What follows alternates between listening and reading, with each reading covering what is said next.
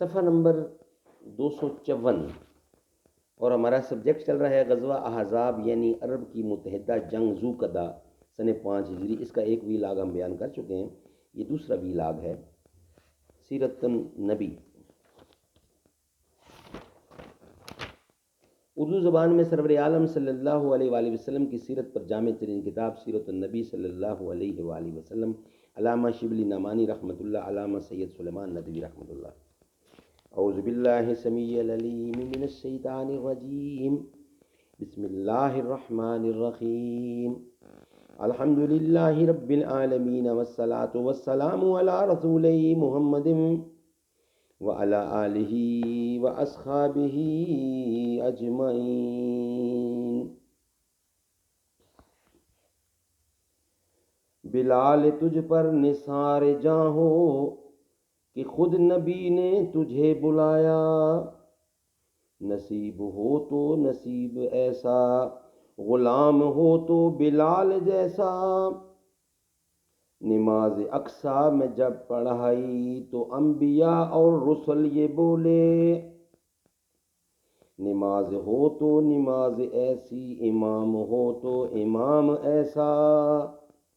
نماز اقصیٰ میں جب پڑھائی تو انبیاء اور رسل یہ بولے، نماز ہو تو نماز ایسی، امام ہو تو امام ایسا۔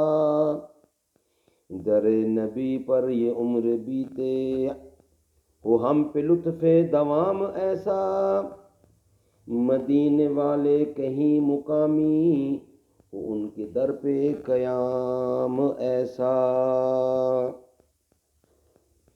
سرور عالم صلی اللہ علیہ وسلم بھی مٹی پھینک رہے تھے۔ یہ واقعہ ہے جب مسجد نبوی بن رہی تھی تو سروے دو جہاں مزدوروں کی صورت میں کام کر رہے تھے۔ آج بھی وہی عبرت انگیز منظر ہے۔ جاڑے کی راتیں ہیں، 3 دن کا فاقہ ہے، مہاجرین اور انصار اپنی پیٹھوں پر لاد کر پھینکتے ہیں اور جوش محبت میں ہم آواز ہو کر کہتے ہیں، یعنی شعر و شاعری۔ سرور عالم بھی مٹی پھینک رہے ہیں ان کے ساتھ مل کے، اور شکم مبارک پر گراوٹ گئی ہے، اسی حالت میں رجز پڑ رہے ہیں۔ آبینا کا لفظ جب آتا ہے تو آواز زیادہ بلند ہو جاتی ہے، اور مقرر کہتے ہیں، یعنی جس طرح شعر اچھا لگے تو بندہ کہتا ہے مقرر۔ اس کے ساتھ انصار کے حق میں دعا بھی دیتے جاتے ہیں، اور یہ موضوع الفاظ زبان پر آتے ہیں۔ پتھر کھوتے کھوتے اتفاقاً ایک سخت چٹان آ گئی، کسی کی ضرب کام نہیں دیتی تھی۔ رسول اللہ صلی اللہ علیہ وسلم تشریف لائے، 3 دن کا فاقہ تھا اور پیٹ پر پتھر بندھا ہوا تھا۔ آپ نے دست مبارک سے پھوڑا مارا تو چٹان ایک تودہ خاک تھی۔ صلہ کی پہاڑی کو پشت پر رکھ کر صف آرائی کی گئی۔ مستورات شہر کے محفوظ قلعوں میں بھیج دی گئیں، اور چونکہ بنو قریظہ کی حملہ کا اندیشہ تھا، اس لیے حضرت سلمہ بن اسلم 200 آدمیوں کے ساتھ متعین کیے گئے، ادھر سے حملہ نہ ہونے پائے۔ بنو قریظہ کے یہود اب تک الگ تھے، لیکن بنو نذیر نے ان کے ملا لینے کی کوشش کی، یعنی ان کو اپنے ساتھ ملانے کی کوشش کی۔ حی بن خطب حضرت صفیہ رضی اللہ کا باپ خود قریظہ کے سردار کعب بن اسد کے پاس گیا، اس نے ملنے سے انکار کر دیا۔ حی نے کہا، میں فوجوں کا دریائے بے کراں لایا ہوں۔ قریش اور تمام عرب امنڈ آیا، اور ہر ایک محمد کے خون کا پیاسا ہے، یہ موقع ہاتھ سے جانے دینے کے قابل نہیں۔ اب اسلام کا خاتمہ ہے۔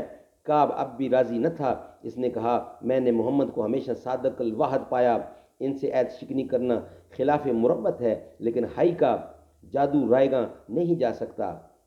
حضرت صلی اللہ علیہ وسلم کو یہ حال معلوم ہوا تو تحقیق اور اتمام حجت کے لیے سعد بن معاذ اور حضرت سعد بن عبادہ کو بھیجا، اور فرمایا کہ اگر در حقیقت بنو قریظہ نے معاہدہ توڑ دیا ہے تو وہاں سے آ کر اس خبر کو مبہم لفظ میں بیان کرنا کہ لوگوں میں بے دلی نہ پھیلنے پائے۔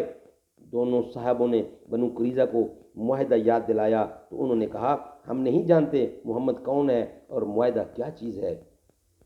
غز بنو قریظہ نے اس بے شمار فوج میں اور اضافہ کر دیا۔ قریش، یہود اور قبائل عرب کی 10,000 فوجیں 3 حصوں میں تقسیم ہو کر مدینہ کی 3 طرف اس زور و شور سے حملہ آور ہوئیں کہ مدینہ کی زمین دہل گئی۔